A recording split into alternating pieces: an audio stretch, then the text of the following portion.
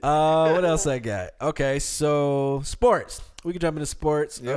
UFC, Conor McGregor card. Watched it. Came back last night. I did.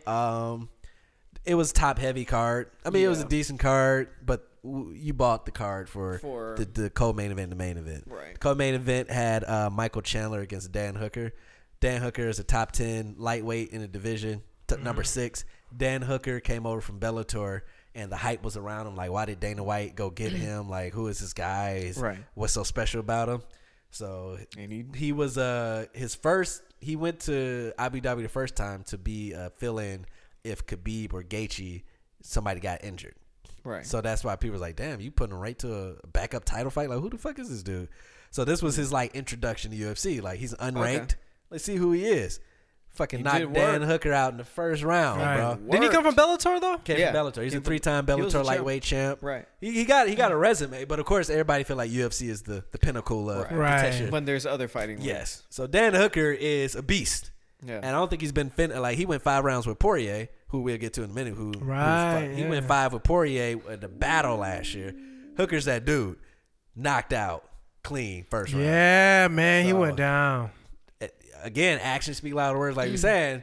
Chandler, he has that WWE shtick that's annoying. He has that very obnoxious. Yes. The first thing he did was call out everybody. Exactly. Yeah, WWE shit. But he kind of has to. I can't really blame him, dude. He's unranked. And he has everybody watching the Conor card. He knows everybody's tuned in. Right. And he knocked out the number 6 lightweight in the division. I mean, it'd be stupid. You have room to talk. Yeah. Right. It'd be stupid to not say anything, I guess. But then also, everyone he called out would whoop his ass. I feel like. What do you think? I mean, you knowing about him? I think, now from what we've seen, he can clearly strike. He can strike. Right, yeah, he can strike. He's a smaller dude. Hooker had length, height.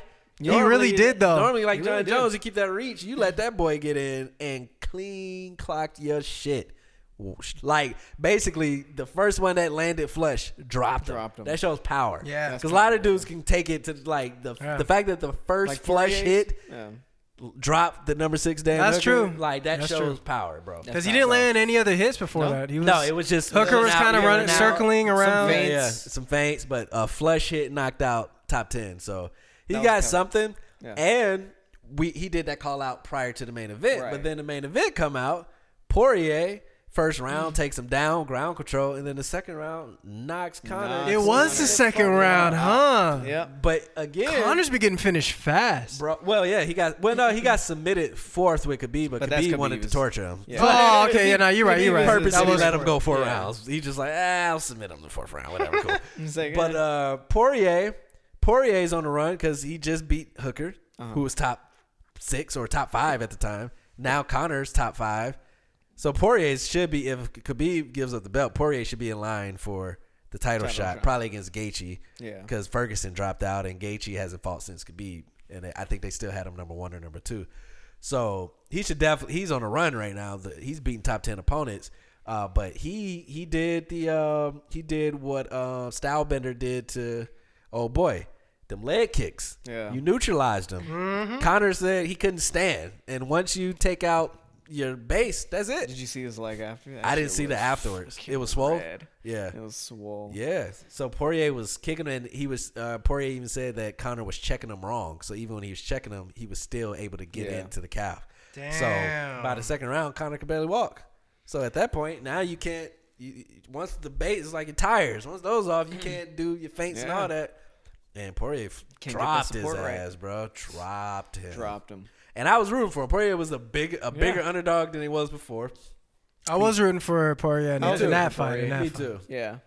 I fuck with Poirier. Like his journey. Where he's beaten Max Holloway twice. Yeah. He's knocked Gaethje out. Damn. Now you knocked Conor out. You beat Dan Hooker. Like he's fought top 10 the last 3 to 5 years. So.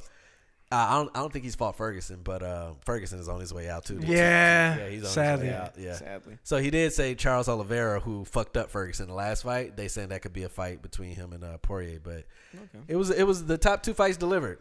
Yeah, it was good. It was exciting. Now Conor got to go back to the drawing board. Damn. Yeah. Who does he fight? Who does Conor fight? Shit. I mean, if he can't fucking probably that dude. What was his name? Oliveira. No, Charles Oliveira. You got to give him like a stepping stone fight. Who just Chandler against Hooker? Chandler. Yeah, but at this point, it'd be a risk for him because Chandler, just like Hooker just lost to an unranked lightweight. Like that. Yeah. That's why nobody took that fight against Chandler because it was like, it's a lose-lose. Like if I beat you, you're unranked. But if I lose, I just lost to a nobody, basically. Yeah. So I don't think. And Conor, they said him and Nate Diaz 3 could be up for grabs because they got a trilogy they got to finish. Him and now Poirier are 1-1. 1-1. So that could be a trilogy there.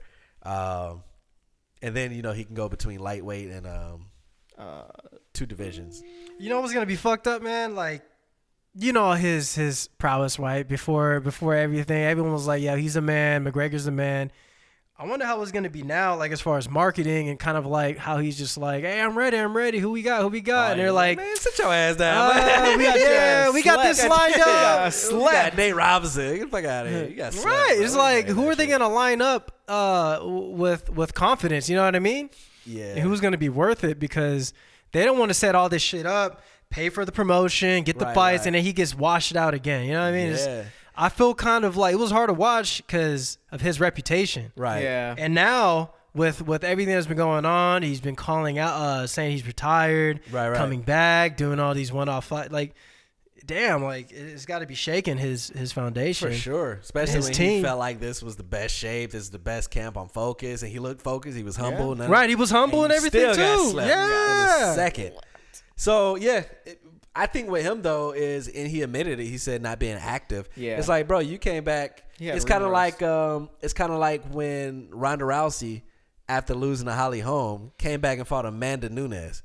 Oof. And it was like, and that was before we knew who Amanda is. Yeah, everybody was like, oh yeah, Rousey got pieced the fuck, pushed her in retirement. It's the same thing. It's like Conor. We know you got the name, but. You probably should have took a quote unquote tune-up fight, maybe a top 10. Yeah. Right. Poirier, who's just in war with Hooker, who's active, who's a top 3 dude. You've been off for 18 months. That wasn't a smart move. That wasn't a smart move, but like you say, your ego, and I'm Conor fucking McGregor. Like he was already talking about a rematch with Max, and after this, we can go. Like he had a long list of fights. I'm like, he had this one in the bag. Yeah, and he was talking like he already won it. Yeah, so Poirier just showed that he's a fucking beast, and he's definitely next in line for the title. I don't know who they would put up against him. Like Charles Oliveira just kind of got on him out with not kind of got on him out, but Ferguson was a good hit, but Ferguson was already in a losing streak. And I don't really see that being a pay-per-view headline like Charles Oliveira versus Dan Clark. Like, fuck are these dudes, bro? So I think Gaethje, even though he beat Gaethje, he like TKO'd Gaethje. It wasn't even close. Damn. So damn. But this was like him and Conor. This was a while ago. Oh. This was when Gaethje was new. Hey, so I would see that's that. what I'm saying. And they both throw powerful kicks, leg kicks. They're Gaethje. Known for their leg kicks. Yeah. Khabib said that was the hardest he ever been kicked in punch was from Gaethje. Damn. Khabib said that. So now you got Poirier leg kicks, Gaethje leg kicks. Shit. That could be a fight. We know who Gaethje is. We know who Poirier is. They're both respectable dudes. They'll get it done for sure.